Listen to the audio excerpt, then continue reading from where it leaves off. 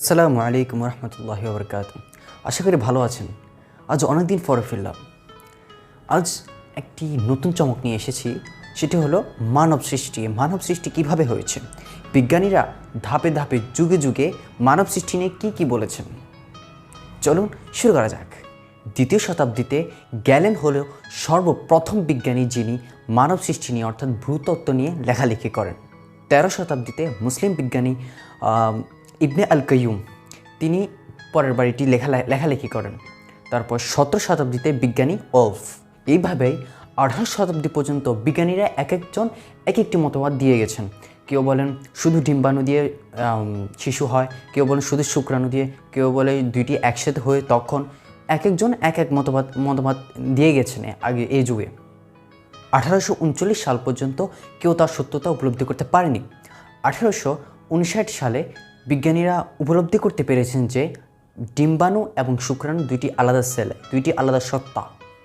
তার আগে সবাই বিশ্বাস করতো যে এই দুইটি সেল, এই দুইটি সত্তা আলাদা নয়, কিন্তু তারপরে সবাই বিশ্বাস করে নিয়েছেন যে এটি আলাদা সেল, এটা আলাদা সেল, এটা আলাদা সত্তা। 1875 সালে বিজ্ঞানী হার্টউইন বলেন ডিম্বাণু এবং শুক্রাণু মিলন হওয়ার কারণেই একটি শিশু জন্ম নেয়। 1875, বেশি দিন হয় নাই, সেই 1500 বছর আগে আল কোরআনে আল্লাহ তাআলা আগে থেকেই বলে দিয়েছেন যে এই দুইটি আলাদা সেল, এই দুইটি আলাদা সত্তা, এই দুইটি মিলিত হওয়ার কারণেই একটি শিশুর জন্ম নেয়। সূরা ইনসানের 2 নম্বর আয়াতে বলা হয়েছে ইন্না খালাকাল ইনসানা মিন নুতফা, নিশ্চয়ই আমি মানুষকে সৃষ্টি করেছি মিলিত বিন্দু থেকে। দুইটি মিলিত বিন্দু মানে এটা দ্বারা বোঝা যায় যে একটির বেশি মিলিত, অর্থাৎ একটির বেশি মিলিত হয়েছে, এটা মানে দুইটি আলাদা বিন্দু, আলাদা সত্তা, আলাদা সেল। সহিহ মুসলিমের 2645-এও এই একটি হাদিস এসেছে। হাদিসটা সামথিং এরকম, 42 দিন যাওয়ার পর বীর্য স্থির হয়ে যায়। স্থির হয় কোথায়? গর্ভাশয়। গর্ভাশয় গিয়ে স্থির হয় এবং আল্লাহ তাআলা তখন তাকে আকৃতি দান করেন। সুবহানাল্লাহ। একটি আয়াতে আল্লাহ তাআলা বলেছেন ওয়ালাকাদ খলাকনাল ইনসানা মিন সুলালা।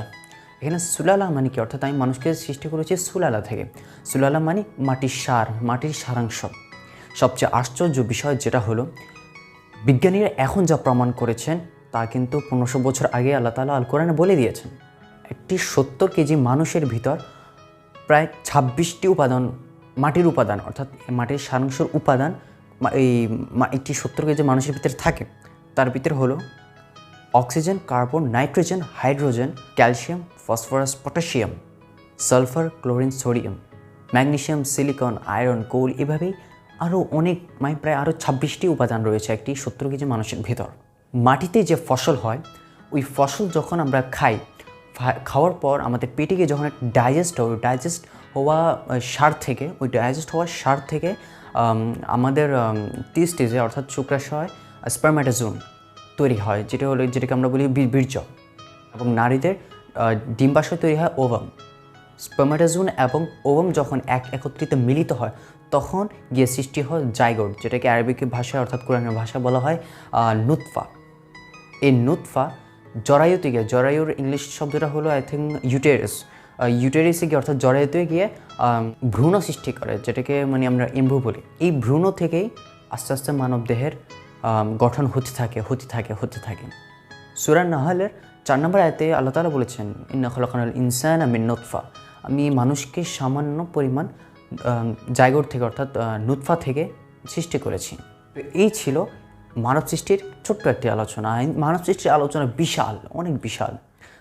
তো খুদা হাফেজ, দেখা হচ্ছে সামনের এপিসোডে ইনশাআল্লাহ, আবার দেখা হবে। আসসালামু আলাইকুম।